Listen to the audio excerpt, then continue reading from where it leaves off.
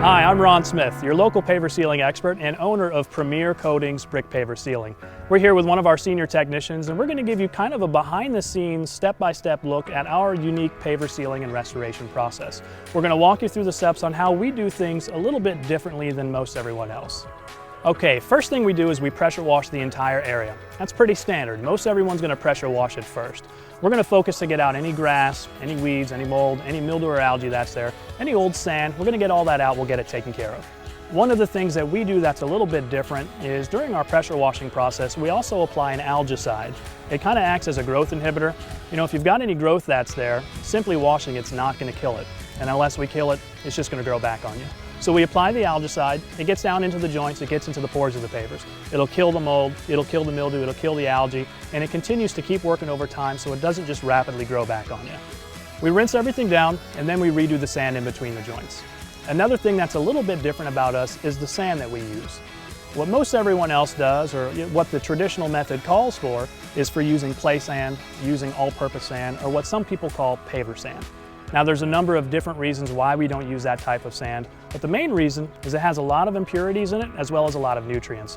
And those nutrients just continuously feed and accelerate that growth of mold, mildew, and algae. You're left with black and green coming up in between the joints. So a few years ago we switched over and we started using a blend of silica sand. Now the silica sand that we use, it doesn't have all those rich nutrients in it, so it's going to give you a much better resistance to that growth of mold, mildew, and algae. And with my process, when we seal it, the sand in between the joints, it's going to get rock hard. So it's going to minimize how much sand washes out when we get the heavy rains that we know we're going to get. So we redo the sand, nice, neat, even, and uniform all the way around, making sure that the sand is just simply in between the joints only. It's not caked up on the surface, it's not built in the corners, it's just in between the joints.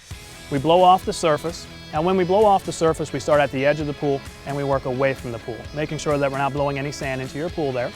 Then we take out our shop vac. We'll go around all the edges, all the corners, all of the rails, anywhere where that sand just kind of has a tendency to build up and accumulate. We take our shop vac out, we suck that up so it's not left behind to just be sealed in. Then we inspect everything. At this point, we'll basically go inch by inch, paver by paver. Just looking, we want to make sure that all the sand joints are nice, even, and uniform.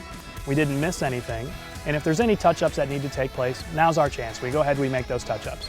Once we're confident that everything looks as good as it can possibly look, well then and only then do we move on to the sealing portion of the process.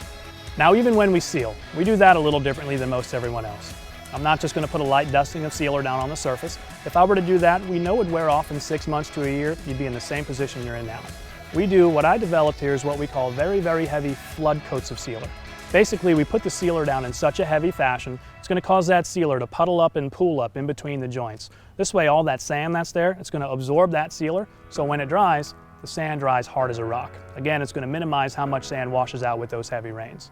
Now, the other reason why we put the sealer down extra heavy, it's really just so it lasts you extra long. Nobody wants to go through this process every year, or every other year for that matter. And with my process, most of my customers can usually get anywhere between 3, 4, sometimes even 5 years before it needs to be resealed again. And what you can expect it to look like is like it looks when you put some water on the surface. It'll bring out those colors, it'll make it look nice and rich and vibrant. Now we have a 2-coat option. With the 2 coats, it'll bring the colors out, it'll make it look rich and vibrant. Typically speaking, on the 2-coat option, it's not really going to bring out a whole lot of shine. Usually on the 2 coats, you'll have that nice rich color enhancement, and you'll have like a satin finish when it's all said and done. Then we have the 3-coat option. With 3 coats, you get an extra year on the warranty, another layer of protection. With 3 coats, it's a little easier to keep clean, such as if you had to rinse off bird droppings or something like that. And on the 3rd coat, we can play with that shine a little bit. Now, what I mean by that, if you still wanted to maintain that satin finish that you get with 2 coats, that's not a problem. We can still maintain that. However, on the 3rd coat, if you decided you wanted something with a little bit more shine, at that point on the 3rd coat, we can increase the concentration of sealer to then bring you more of a semi to a medium gloss finish.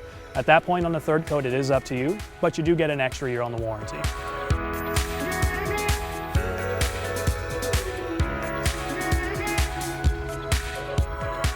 If you're ready for your free estimate, you can give us a call. You can reach me on my cell, which is 727-237-5953.